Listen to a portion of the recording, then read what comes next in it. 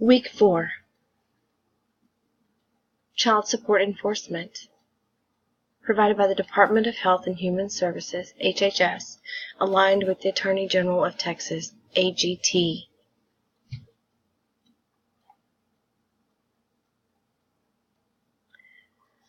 The Office of Child Support Enforcement, an office of the Administration for Children and Families, usually establishes the policies and guidance. Using the Human and Health Services, HHS partners with federal, state, tribal, and local governments to promote parental responsibility. For my example, the Attorney General of Texas, our AGT. The target population for this group is that of prenatal infancy through adolescence and often into adulthood. Office of Child Support Enforcement administers to the developmental stage at 1 at infancy through stage 8. Every individual is different and affected as such. The geographic location for this agency is global, group, and documented by state and international agencies.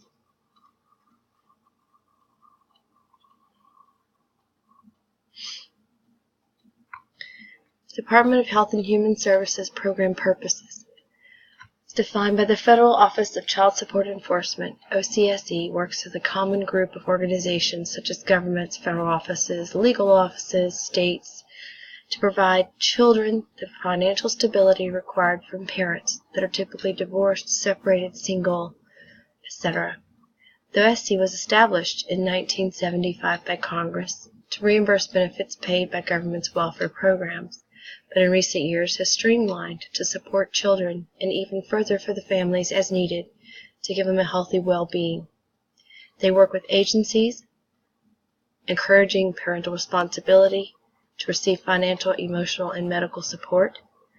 The OCSE is important to our community, providing sustainability role to the families, the children to be able to function and develop according to the dynamics of life, to make them happy, healthy, able to develop as normal as possible. Expected outcomes would be that as responsible parents and partners to step up and support their children as they should. They created the children should be forced to financially be responsible. For those not willing to pay or do their part, our society and taxes pick up the tab. Our society should not be forced to pay for others' children to be raised in the welfare system. The Attorney General of Texas, Program Purpose, works with the OGSE. The Attorney General of Texas, AGT, is a prominent in means by which a custodian or non-custodian, guardian or other utilizes the proper channel and path to obtain, maintain, and distribute support to families for the financial support needed for children to grow up and succeed, typically mandated within a Texas court of law within specified decree, but possibly ordered under temporary orders or decrees or mediation temporary orders or decrees. It is the hope of the AGT to accomplish many tasks within the same scope that aligns with the OCSE, to include but not limited to establish paternity, establish court orders for financial and medical support, enforcing order of said financial and medical support, promote both parents to be involved, and locate absent parents.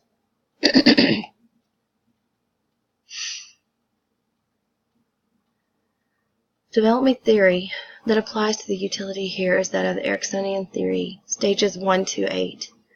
From the moment of conception, the process begins and continues throughout their entire life.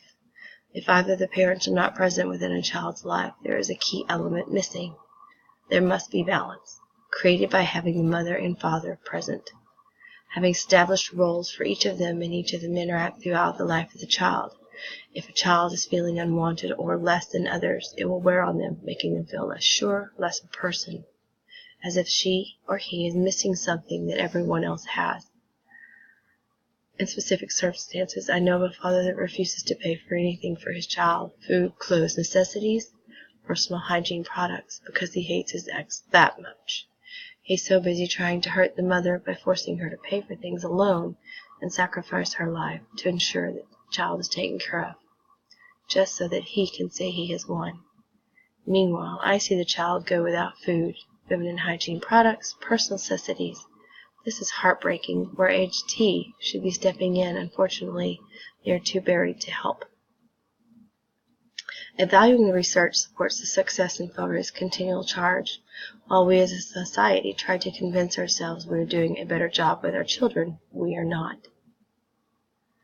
Modifications for the programs that I would suggest that would benefit the children and parents would include a petition for more jobs and hire a larger base of personnel to handle the case loads. Hold those that cannot or will not provide some form of support accountable, and while they may not be able to provide while in jail, they will not be providing for themselves or others from the jail cell either.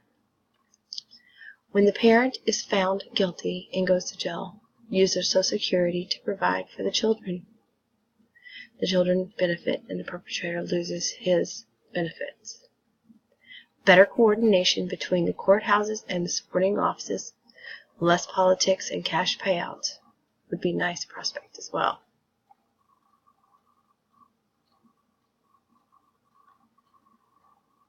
Other program modifications would improve motivation of the slacking parents to do more. If the parent thought that he or she would actually lose something that matters, truly cost them, or they may suffer some moral consequence, there is a chance that parent may be a more active or positive presence in the parenting of said children. With that said, there are parents that just do not care, have enough to go around, lack the dignity or integrity to do the right thing.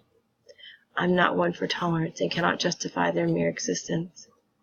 I do know good people, and I do know bad people. We all do. They will not change, and we cannot make them. Logical and sensible tactics must be used to reach reasonable end results. In references, please see below. Thank you for your time.